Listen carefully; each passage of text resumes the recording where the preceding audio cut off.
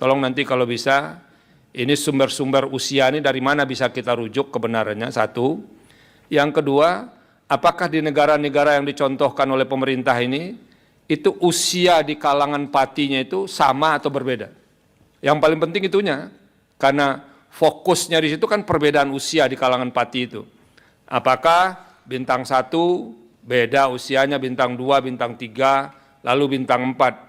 Kalau yang dijelaskan di pemerintah ini kan lebih posisi usia Panglima Angkatan Bersenjata, kemudian usia maksimal untuk Kepala Staf. Nah, belum ada penjelasan perbandingan, Prof. Edi, bagaimana usia perwira tinggi, perwira menengah dan segala macamnya itu belum tercakup di keterangan ini. Itu yang ketiga. Yang keempat, ini soal penugasan di instansi di luar pemerintah ya, di luar TNI.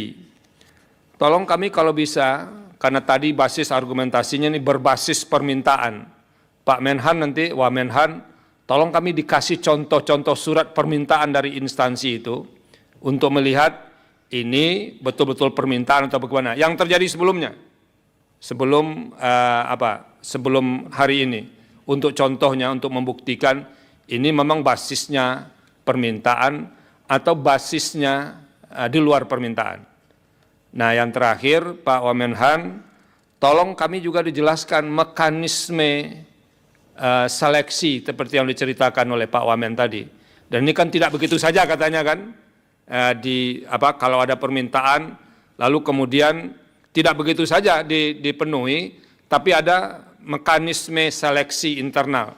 Tolong kami dijelaskan juga bagaimana mekanisme seleksi internal itu bekerja, supaya memang ditemukan perwira atau pati yang memenuhi persyaratan untuk bisa dikirim ke tempat tertentu.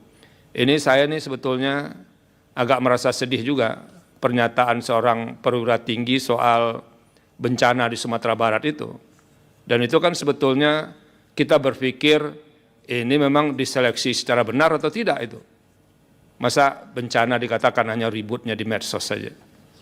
Nah, itu salah satu poin sebagai orang yang berasal dari daerah bencana, saya perlu sampaikan itu sekaligus untuk bisa jadi refleksi untuk TNI juga, Pak Wamenhan.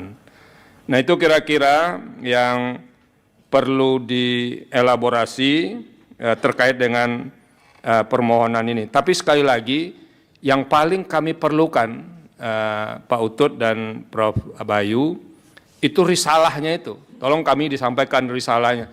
Ini seberapa tajam perdebatan yang terjadi ya. Kalau ada proses pertikaman lidah di antara anggota DPR, seberapa dalam nih pertikaman lidahnya, perdebatannya, untuk merumuskan pasal-pasal yang dimohonkan ini. Ini bahasa baru ya Pak Utut ya, bertikam lidah katanya. Nah, gitu. Jadi ini soal jawab jinawab yang berlangsung keras atau begitu dan segala macamnya. Jadi kami biar tahu juga dinamikanya. Jangan-jangan ini begitu masuk ketok palu aja Pak Utut, gitu. Jangan-jangan begitu ya. Makanya kita perlu rasakan ini, apa yang diperdebatkan Pak Utut dan teman-teman dengan pemerintah ketika undang-undang ini dibahas. Terima kasih Pak Ketua. Baik Pak Prof.